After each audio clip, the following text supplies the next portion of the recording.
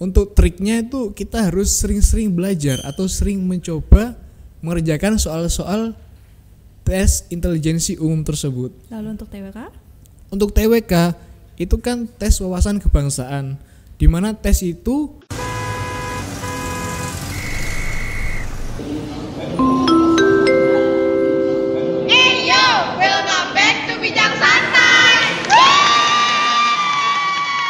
Selamat pagi Sobat Mido, kembali lagi bersama kita di Bincang-Bincang Santai Kantor Imigrasi Kediri. Pada kesempatan ini kita akan membahas seputar sekolah kedinasan yaitu Politeknik Imigrasi. Bersama saudara saya di samping yaitu Mas Novian.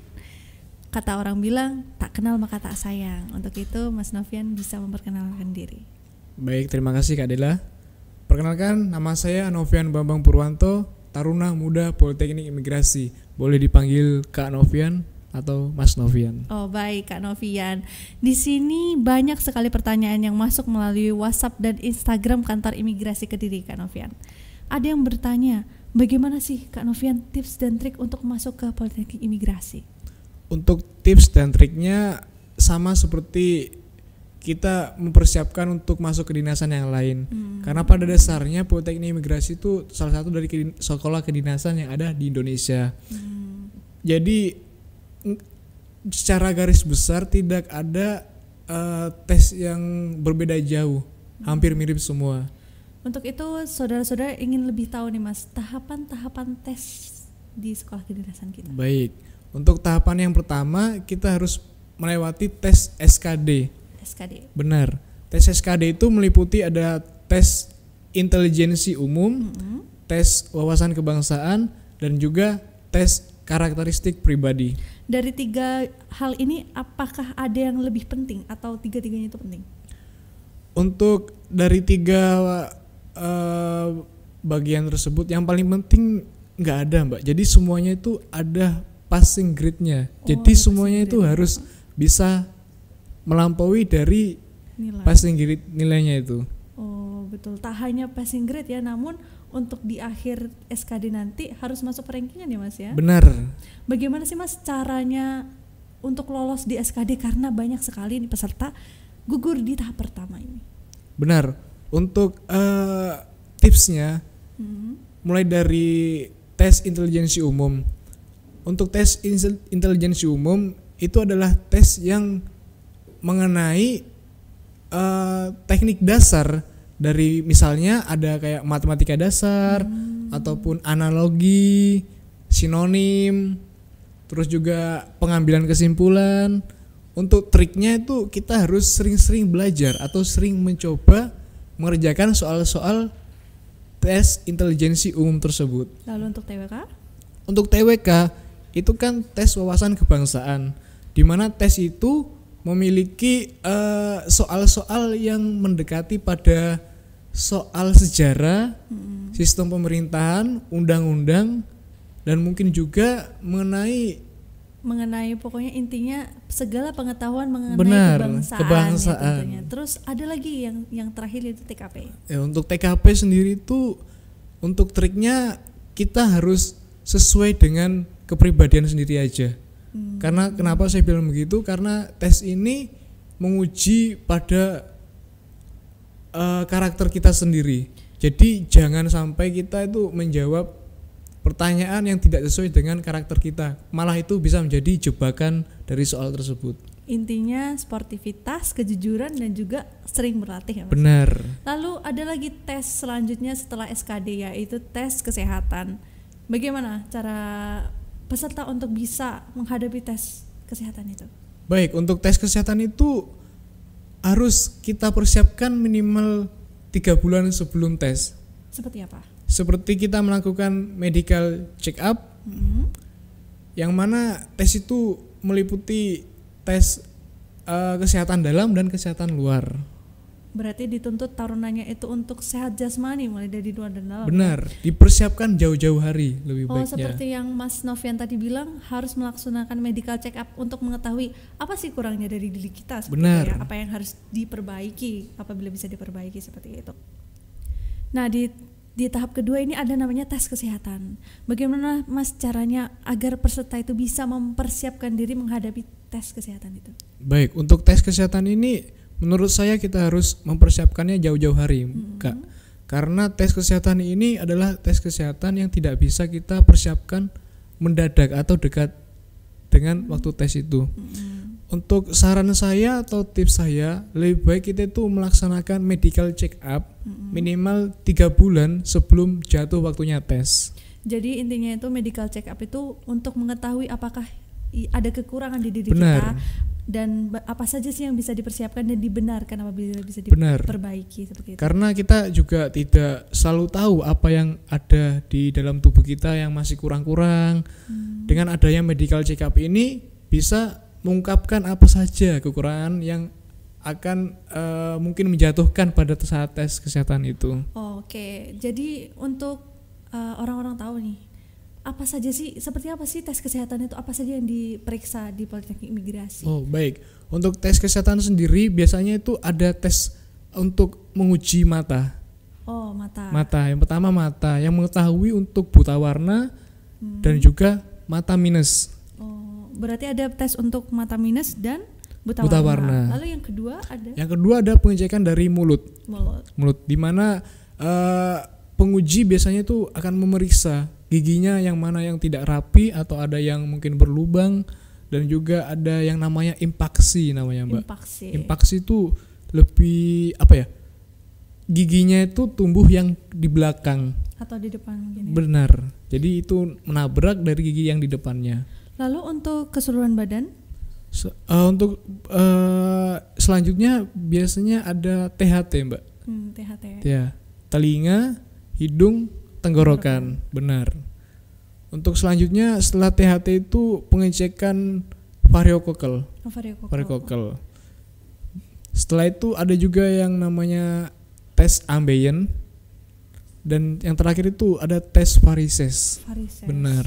Berarti taruna itu dituntut untuk memiliki badan yang sehat ya Mas? Benar, sehat jasmani dan rohani. Ini menarik nih. Setelah tes kesehatan nih, kita akan menghadapi yang namanya tes kesamaptaan.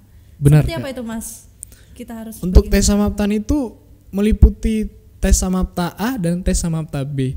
Di mana tes samapta A itu meliputi lari selama 12 menit. 12 menit. Benar. Ya? Untuk tes samapta B-nya itu meliputi push up, sit up, pull up, dan shuttle run.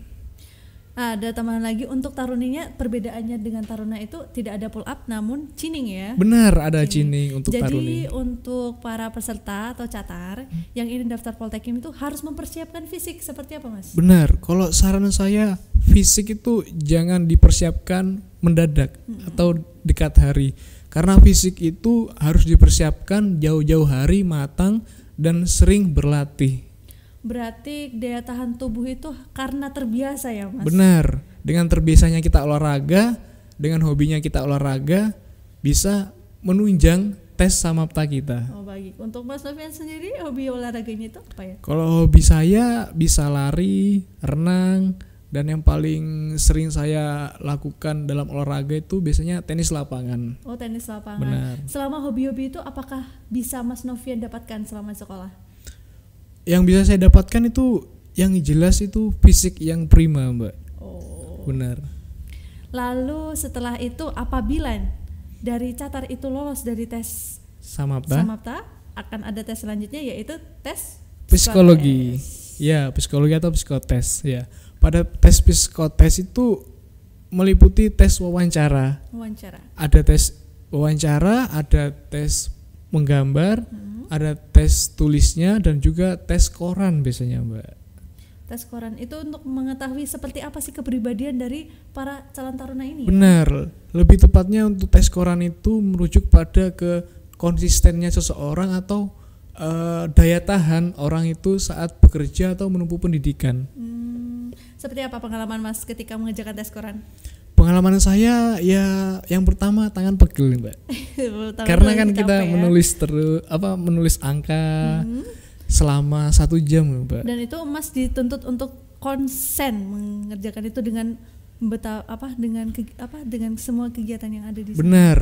Seperti jadi itu ya? Tes psikotes itu dilaksanakan 1 hari. 1 hari. Benar. Jadi setelah kita tes wawancara, lanjut ke tes tulis, setelah itu langsung ke tes koran. Tes koran. Lalu selain tes tulis ada juga nih tes wawancaranya psikotes ya. Iya, benar Kak. Untuk pertanyaan di tes psikotes nih, untuk teman-teman semua tahu, bagaimana sih waktu itu pertanyaan yang diajukan kepada Mas Novian pada saat kalau waktu saya dulu itu, seingat saya tes mengenai bagaimana saat kamu diterima di Politeknik Imigrasi.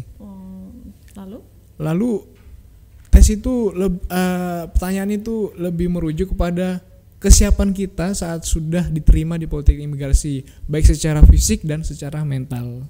Jadi untuk para catar di sana, untuk mempersiapkan apa sih visi misi dan motonya untuk mengikuti Politeknik Imigrasi, dan juga bagaimana sih apakah dari peserta itu memiliki dedikasi tinggi untuk mengabdi kepada negeri seperti itu? Seperti itu. Dan apabila ini catar sudah lolos pada sesi psikologi, tes di akhir ada apa Mas? Ada yang namanya tes wawancara, pengamatan fisik, dan keterampilan. Wah, ini apa bedanya Mas, wawancara pada saat psikotes dan wawancara pada akhir di BPFK?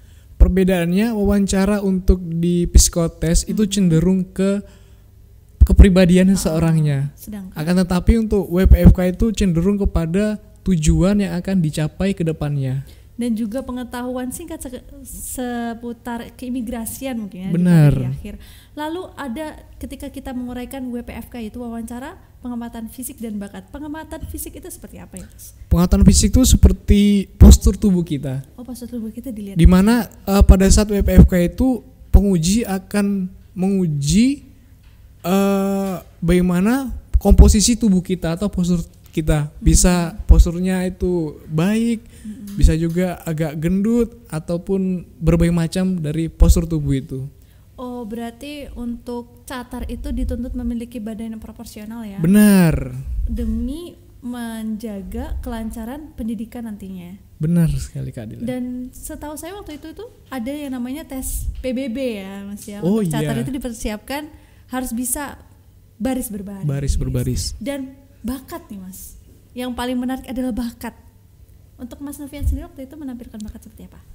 Kalau waktu penerimaan, waktu saya daftar dulu itu tes, saya tampilkan ada 2 keterampilan Mbak Dila. Yang pertama keterampilannya baris berbaris, yang kedua ada tenis lapangan. Tenis lapangan. Benar. Jadi untuk bakat sendiri itu tidak hanya dari segi akademis tapi non akademis seperti benar akademis sekali, itu juga bisa ditampilkan Mas. Untuk para catar yang memiliki prestasi pada saat sekolah bisa ditampilkan di sana ya Mas ya? Benar. Bisa saya tambahkan bentar Kak? Ya, boleh. Untuk dalam tes WPFK ini lebih diutamakan atau mungkin dapat nilai plus bagi orang yang memiliki prestasi. Jadi bukan hanya sekedar bakat tapi juga memiliki prestasi di mana dia itu pernah menjuarai dari bakatnya itu. Baik. Berarti untuk catar Politeknik Imigrasi itu dituntut untuk tidak hanya memiliki intelijensi yang bagus, namun juga memiliki fisik, jiwa, dan juga memiliki keterampilan ya, seperti itu. Baik, dari sini banyak sekali pertanyaan, Kak, apa sih perbedaan Poltekim dan Poltekip? Rata-rata mereka itu masih rancu antara Poltekim dan Poltekip. Oh iya, itu masih sebagian orang masih bingung karena mungkin ada kesamaan kalimat di depan ya. Untuk itu perbedaannya Politeknik Imigrasi. Berarti Politeknik Imigrasi itu lebih akan menempati tugas sebagai seorang pegawai keimigrasian di bidang keimigrasian. Sedangkan Politeknik Ilmu Permasyarakatan akan menjadi seorang pegawai di lingkungan pemasyarakatan. Berarti untuk Poltekip itu di bidang keimigrasian. Benar. Dan juga kalau Poltekip itu di bidang pemasyarakatan. Baik Kak, ada pertanyaan lagi Kak. Ini bilang dari tadi keimigrasian. Dari saudara kita berbicara bahwa keimigrasian itu berkaitan dengan paspor. Apakah hanya sebatas paspor, Mas? Baik, mungkin sebagian orang juga hanya sependapatnya begitu. Karena memang yang diketahui dari orang-orang tentang imigrasi itu hanya penerbitan paspor. Akan tetapi pada fungsinya itu keimigrasian itu ada banyak Kak Dila. Ada 4. Yang pertama itu sebagai pelayanan keimigrasian, yang kedua adalah penegakan hukum, ketiga adalah keamanan negara. Benar, dan yang terakhir adalah fasilitator pembangunan kesejahteraan masyarakat. Bisa dijabarkan Mas seperti apa?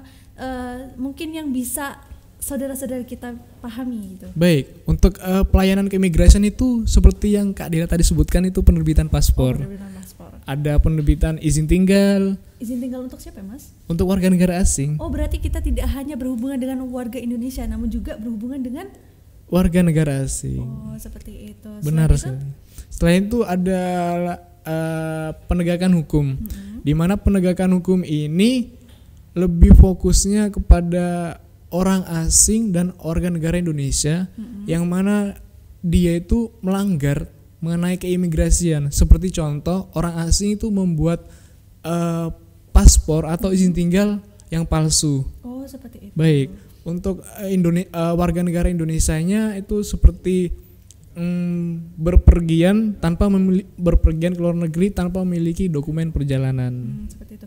Jadi intinya keimigrasian itu tidak hanya seputar paspor, tapi mengenai tentang lalu lintas keluar masuk orang, beserta apa tadi yang bisa Mas Novian sampaikan. Benar. Nah, namun ada lagi pertanyaan ini Mas, untuk lingkup wilayah kerjanya dari keimigrasian itu seperti apa? Baik, untuk ruang lingkup dari kerjanya keimigrasian itu meliputi rumah detensi imigrasi. Lalu?